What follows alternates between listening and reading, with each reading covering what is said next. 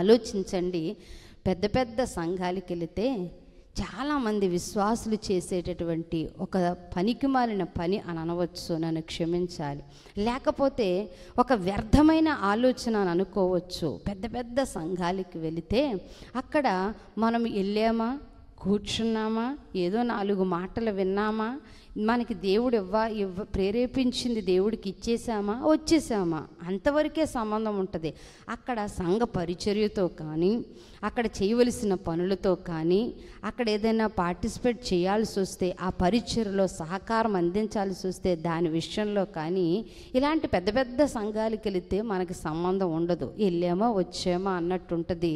మన పని మనం చేసుకొని హ్యాపీగా ఉండొచ్చు. ఎందుకంటే అక్కడ దైవజనుడికి నువ్వెవరో తెలీదు, నీ ముఖరూపం తెలియదు, నీతో మాట్లాడే పరిస్థితి అక్కడ ఉండదు, నీ కష్టాన్ని వినేంత సమయం వారికి ఉండదు, నేను కూర్చోబెట్టి కుశల ప్రశ్నలు వేసేంత తీరిక వారికి ఉండదు. కాబట్టి నీ ముఖం ఏంటో వారికి తెలియదు. ఒక మాటలో చెప్పాలంటే నీ మార్గం నీది, వాళ్ళ మార్గం వారిది.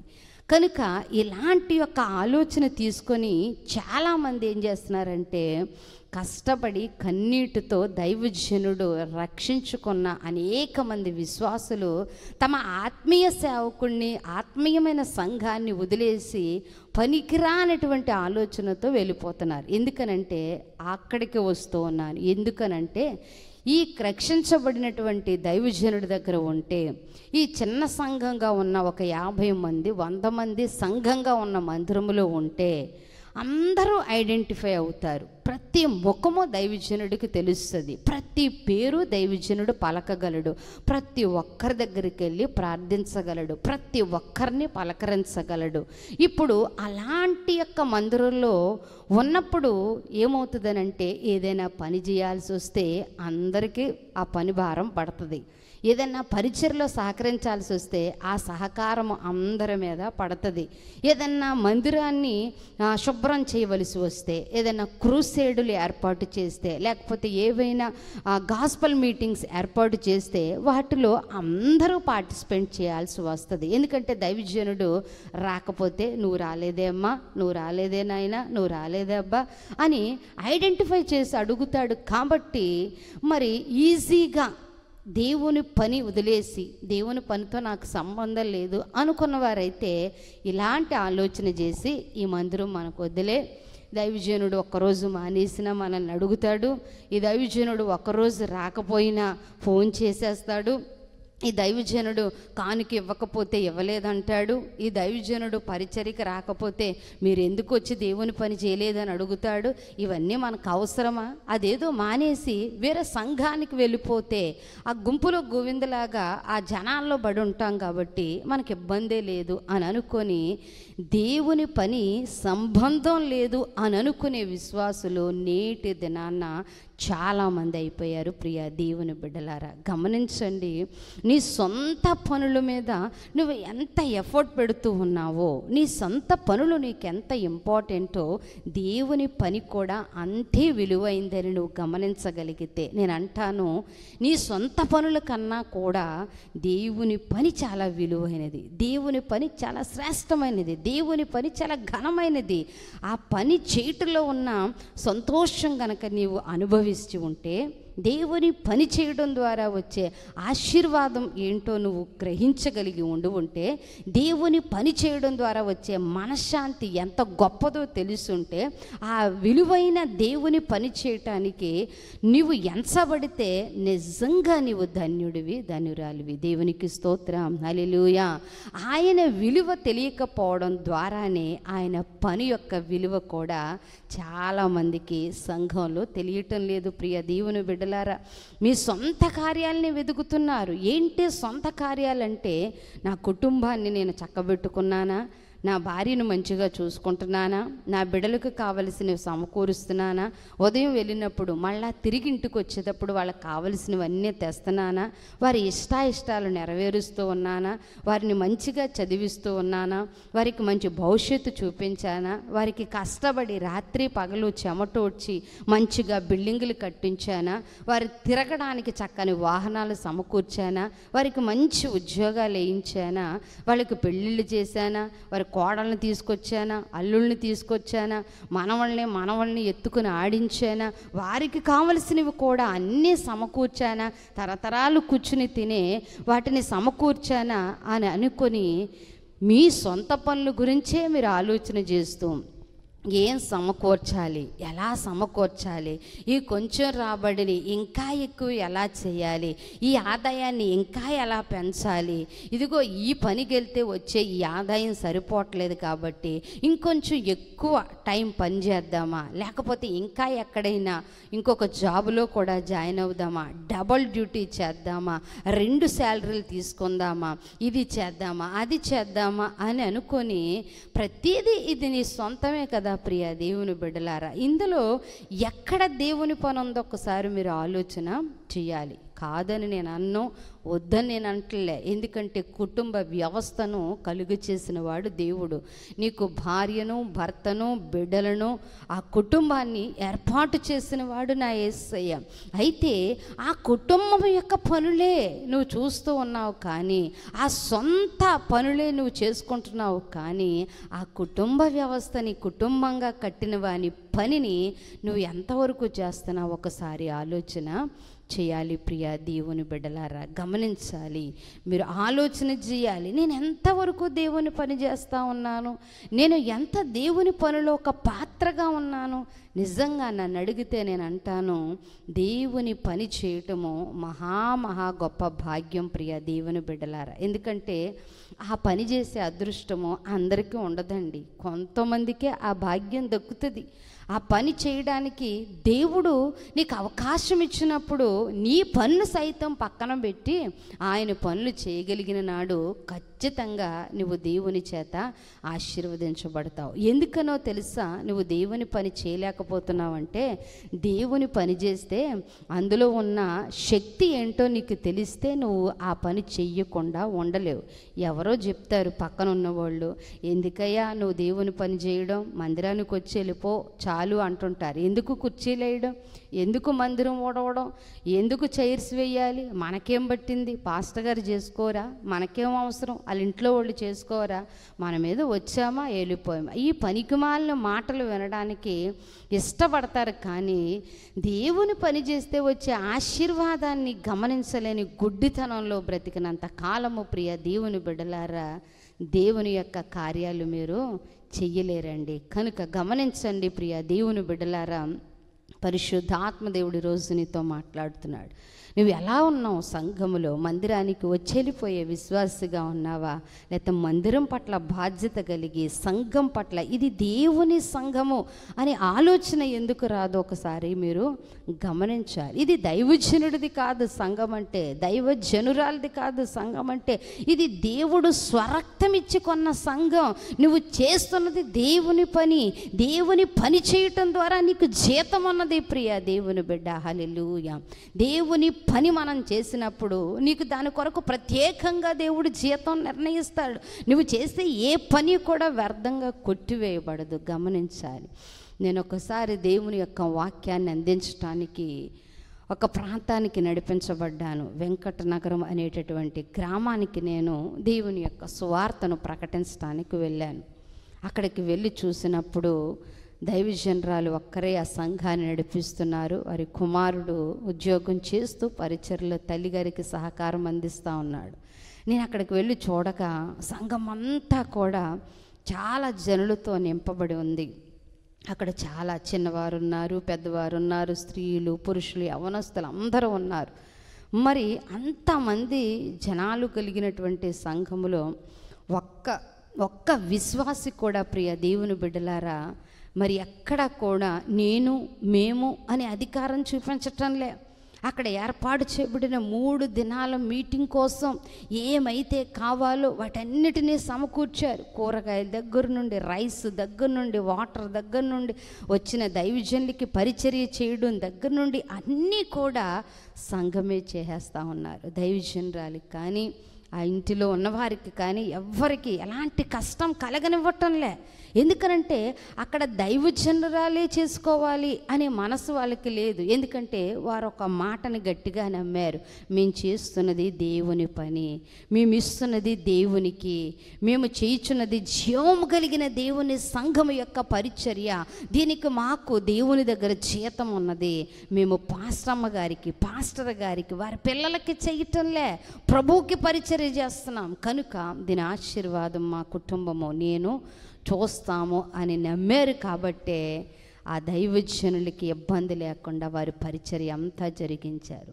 చాలామంది చాలా లోకుగా ఆలోచిస్తారు. ప్రియ దేవుని బిడ్డలారా, మనం ఎందుకు చేయాలి అంటారు. ఎవరు ఎందుకు చేయాలి అన్న ప్రశ్న నిజంగా నీలో రావడం దౌర్భాగ్యం. దానికి మించిన దారిద్ర్యమైన ఆలోచన ఇంకోటి ఏదీ లేదు. నేను ఎందుకు చెయ్యాలి అనే ఆలోచన నీలో వచ్చిందంటే నీలో నిజంగా సాతానుడు ఏలుబడి చేస్తూ ఉన్నాడు. నేనే చెయ్యాలి అని అనుకున్నావంటే నిజంగా నువ్వు దేవుని బిడ్డవై ఉంటావు. నేనే చెయ్యాలి పని, నేనే ఓడవాలి మందిరం, నేనే వేయాలి కుర్చీలు, నేనే చెయ్యాలి శుభ్రం, నేనే దులపాలి బుజ్జులు, నేనే చెయ్యాలి ఈ యొక్క పరిచర్యలో సహకారం, నేను అందించాలి పరిచర్యకు నా వంతు సహకారం, నేను పంచిపెట్టాలి సువార్త పత్రికలు, నేను వెళ్ళాలి దైవజనుడితో కూడా దేవుని పరిచర్యకు సహకరించడానికి అని మనస్సు ఎప్పుడొస్తుందో నీలో దేవుని ఆత్మ ఏలుబడి చేస్తుంది. నేను ఎందుకు వెళ్ళాలి, నాకేం అవసరం, నా పనులు మానేసుకుని వెళ్తే నాకేం వస్తుంది, ఈ సమయం ఇంకో పని చేసుకోవచ్చు, లేకపోతే ఎక్కడికన్నా వెళ్ళి పనికిరాని విషయాలు మాట్లాడుకోవచ్చు, ఎందుకులే టైం వేస్ట్. దేవుని పనిని టైం వేస్ట్ అని నువ్వు అనుకుంటున్నావంటే అసలు నీకు టైమే లేకుండా చేయగలడు దేవుడు. ప్రియ దేవుని బిడ్డలారా, గమనించండి, నీ సొంత కార్యాలనే నువ్వు చేసుకుంటున్నావు, కానీ దేవుని కార్యాలు నువ్వు ఎప్పుడు చేస్తున్నావు?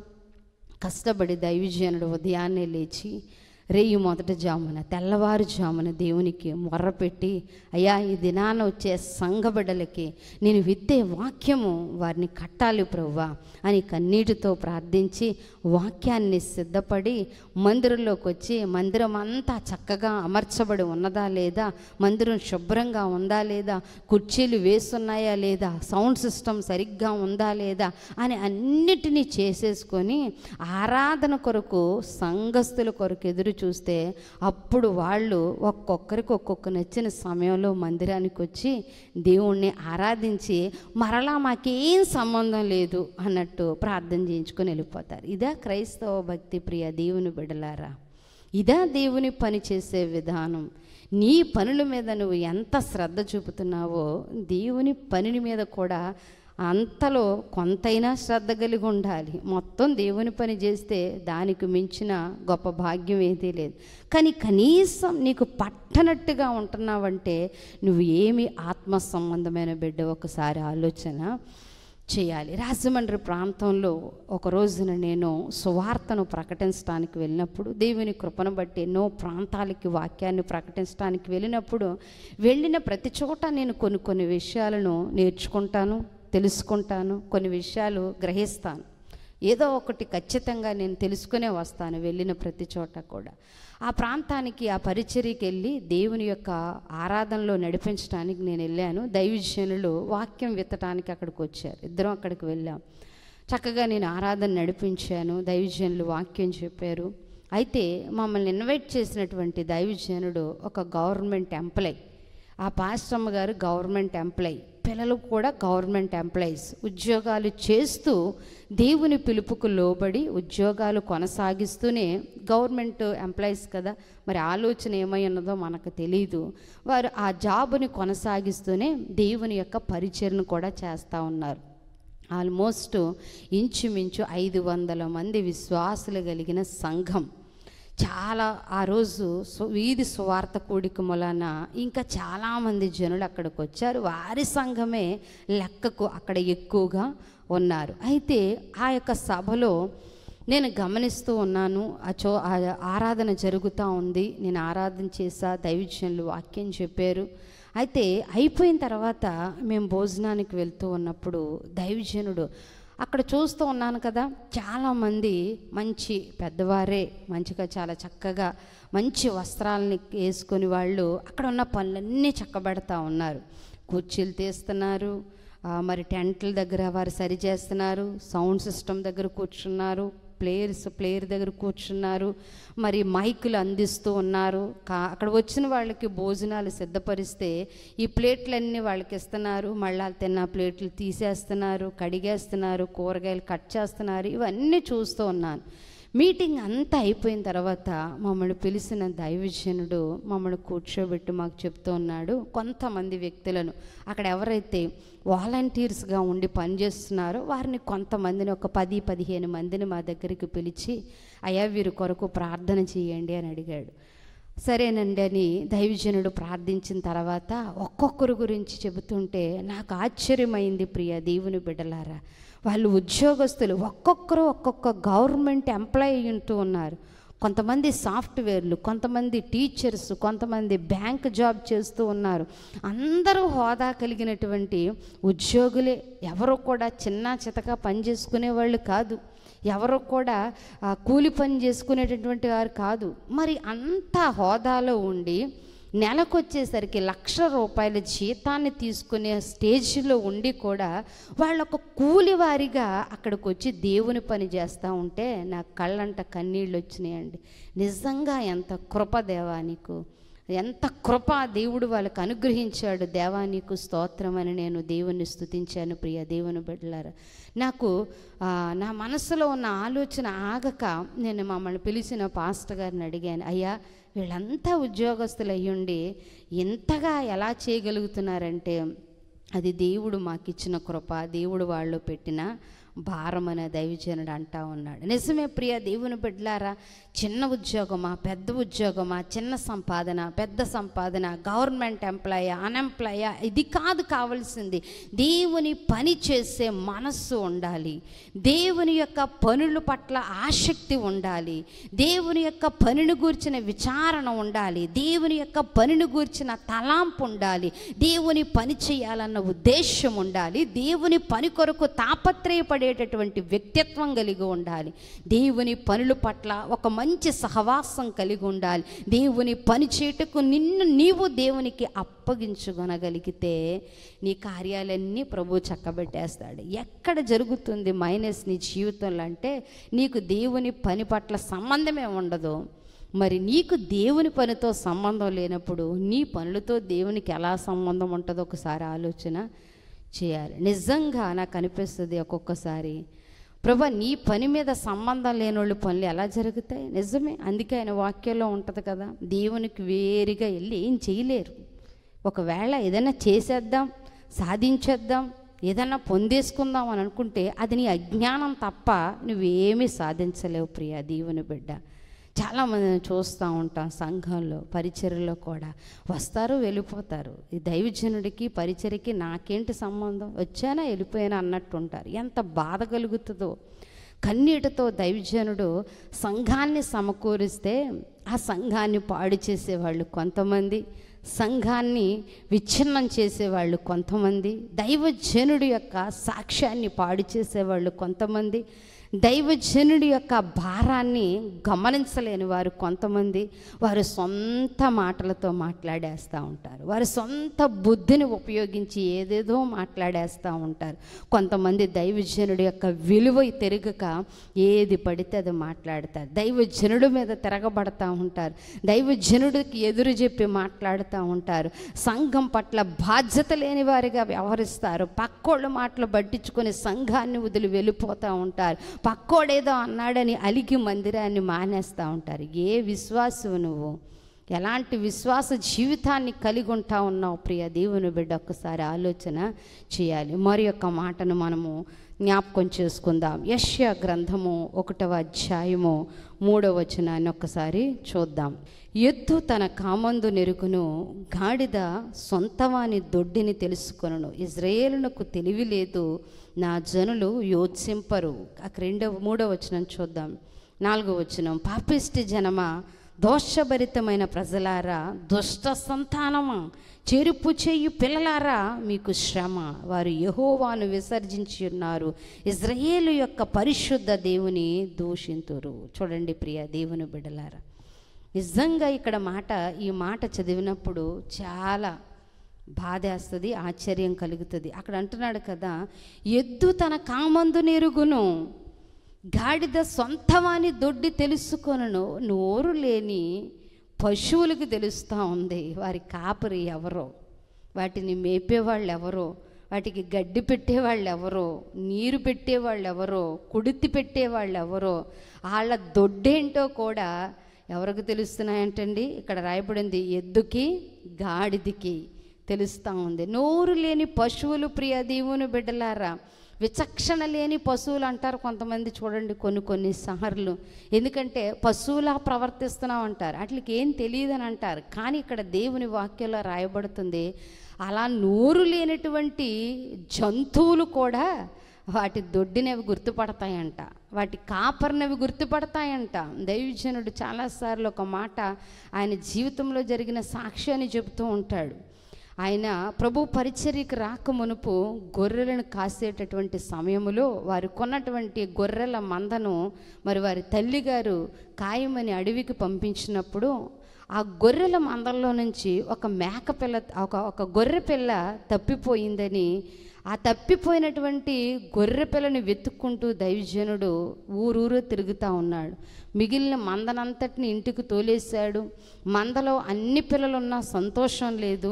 ఆ తప్పిపోయిన ఆ గొర్రె పిల్లను గురించి ఎంతో విచారిస్తూ అది ఎక్కడికి వెళ్ళిపోయిందా అనుకొని పక్కపక్కనున్న గ్రామాలకి, పక్కపక్కన గ్రామాల్లో గొర్రెలను మేపేవారి వద్దకు వెళ్ళి వాటి కోసం విచారిస్తూ ఉన్నాడు, అడుగుతూ ఉన్నాడు. అయితే మరి అలా వెతుకుతూ వెళ్ళి ఒక గ్రామంలో ఒక మంద దగ్గర ఆయన నిలవబడి ఆ మంద కాపరితో మాట్లాడుతూ ఉంటే, ఆ మంద అంతటిలో ఉన్న ఈ దైవజనుడు మేపినటువంటి గొర్రె అరుసుకుంటూ దైవజనుడు స్వరాన్ని గుర్తుపెట్టి దైవజనుడి దగ్గరికి వచ్చేసిందంటండి. దేవునికి స్తోత్రం. ఆ రోజు దైవజనుడు ఎంత సంబరంతో ఆ తప్పిపోయిన గొర్రెను భుజాన వేసుకొని ఎగరేసుకుంటూ సంతోషంతో మరలా తీసుకొచ్చి మందలో చేర్చేసాడటండి. చూడండి ప్రియ దేవుని బిడ్డలారా, ఆలోచన చేయండి. తన మంద కానిటువంటి, తన కాపరి కానటువంటి వ్యక్తిలోనికి అది అనుకోకుండా వెళ్ళిపోతే, నోరు వాయాలేని ఒక గొర్రె పిల్ల తన కాపరి స్వరాన్ని గుర్తుపెట్టి వెళ్ళిపోయింది. ఈరోజు ఎంతమంది కాపరి యొక్క కష్టాన్ని మర్చిపోయి, ఎంత ప్రయాసపడి కన్నీరు కార్చి ఒక ఆత్మను సంపాదించి మందిరంలో స్థిరపరిస్తే, స్థిరపడబడినటువంటి సంఘము దైవజనుడికి సహకారంగా ఉండకుండా మందిరాన్ని విడిచి చాలా సునాయాసంగా సంఘాన్ని విడిచి వెళ్ళిపోతూ ఉంటారు చాలామంది. దైవజనుడి కష్టంతో వాళ్ళకి పని ఉండదు. మరి యొక్క దైవజనుడి స్వరానికి ఆకర్షించబడి వెళ్ళిపోతారు. మీరు ఆలోచన చేయాలి ప్రియ దేవుని బిడ్డ. ఆ కాపరి నీకు గడ్డి పెట్టలే, ఆ కాపరి నీకు వాక్యాన్ని అందించలే, ఆ కాపరి నీకు నీరు పెట్టలేదు, ఆ కాపరి నీకు ఆహారం ఇవ్వలేదు, ఆ కాపరి నీకు సువార్త చేయలేదు, ఆ కాపరి నీ ఇంటికి రాలే, ఆ కాపరి నీ కష్టంలో భుజం తట్టి నేనున్నానని నీకు ధైర్యం చెప్పలే. ఏమీ చెప్పని, ఏమీ చెయ్యని దైవజనుడిని వెతుక్కుంటూ నువ్వు వెళ్ళిపోయావు అని అంటే, ప్రియ దేవుని బిడ్డ, నువ్వు నిజమైన విశ్వాసివి, దేవుని కార్యం పట్ల సంబంధం ఉన్నటువంటి వ్యక్తివి కానే కాదు. ఆ దైవజనుడు కార్చిన కన్నీరు ఎన్నటికీ వృధా పోదు. దేవుడు ప్రతి కన్నీటిని చూస్తూ ఉన్న దేవుడు కనుక గమనించాలి. నోరు లేని పశువులే తమ దొడ్డిని ఎరుగున్నాయి. రక్షణ పొందిన నీవు నీ సంఘాన్ని గుర్తించలేకపోతూ ఉన్నావు, దేవుని పనిని గమనించలేకపోతున్నావు, దేవుని సన్నిధిని గుర్తించలేకపోతున్నావు. ఆదివారం వస్తే దేవుని మందిరానికి రావాలని ఒకరు చెప్పాలా నీతో, ఉపవాసం ఉండి ప్రార్థించాలని ఒకరు చెప్పాలా నీతో, దేవుని వాక్యం చదవమని చెప్పాలా ఒకరు నీతో, దేవునికి ప్రార్థించమని చెప్పాలా ఒకరు నీతో. ప్రియ దేవుని బిడ్డలారా, అందుకే అంటున్నాడు, పాపిష్టి జనమా, పాపిష్టి జనమా. ఎంతకాలం ఆయన ఎంత బాధతో ఆ మాట మాట్లాడాడో ఒకసారి ఆలోచన చేయాలి. పాపిష్టి జనమా, దోషభరితమైన ప్రజలారా, దుష్ట సంతానమా, చెరుపు చేయవారులారా. నిజమే కదా ప్రియ దేవుని బిడ్డలారా, ఈరోజు దేవుని యొక్క పనులతో సంబంధం లేని వారు వీరేనండి. దుష్ట సంతానమే వీరంతా, చెరుపు చేయవారే వీరు. మందిరానికి ఉపయోగపడరు, దేవుని పనికి ఉపయోగపడరు, దైవజనుడు కన్నీటికి వీరే కారణమవుతూ ఉంటారు. దైవజనుడు మోకాళ్ళ ప్రార్థనతో కట్టిన సంఘాన్ని ఊరికినే వారి యొక్క చేష్టలతో, ప్రవర్తనతో, మాటలాడుతూ చెల్లాచెదురు చేస్తూ ఉంటారు.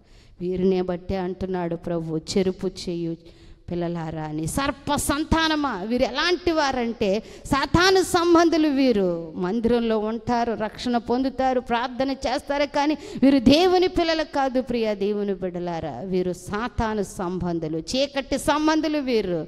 కాబట్టి వీరికి దేవుని పనులతో సంబంధం ఉండదు, దేవుని పనులు చేయాలన్న ఆలోచన ఉండదు, దేవుని పరిచర్యలో ఉండాలన్న ఆలోచన ఉండదు, దైవజనుడితో ఉండాలన్న ఆలోచన ఉండదు, దైవజనుడికి సహకారం అందించాలన్న ఆలోచన ఉండదు. అయితే ఈరోజు ప్రభు నీతో మాట్లాడుతూ ఉన్నాడు. నీవు నీ సొంత పనుల మీదే ఆలోచన చేస్తున్నావా? దేవుని పనుల గురించి ఆలోచిస్తూ ఉన్నావా? దేవుని పనితో నీకు సంబంధం లేదా? ఒకసారి నీవు ఈ మాటల ద్వారా ప్రశ్నించుకొనగలిగితే ప్రభు నేను తప్పక ఆయన కొరకు సరిచేస్తాడు. అట్టి కృప దేవుడు నీకు ఇచ్చునుగాక. ప్రార్థన చేద్దాం. హల్లెలూయా. దేవా నీకు స్తోత్రం, పరిశుద్ధుడా నీకు స్తోత్రం, కృప కలిగిన దేవా నీకు స్తోత్రములయ్యా, నీకు వందనాలు తండ్రి. కృపా సత్య సంపూర్ణుడా యేసుక్రీస్తు ప్రభువా నీకు వందనాలు తండ్రి. ఎంతమంది మాటలు వింటూ ఉన్నారు, వారి హృదయాలు తాకబడాలి ప్రభువా, మార్చబడాలి ప్రభువా. విత్తబడిన వాక్యం వృధా కాకూడదు ప్రభువా. అయ్యా భారము కలిగిన తండ్రి నీ మాటలు ఇక్కడ మాట్లాడి ఉండగా ఈ మాటలు ప్రతి హృదయములో నాయన సారవంతమైన నేలలో పడాలి ప్రభువా.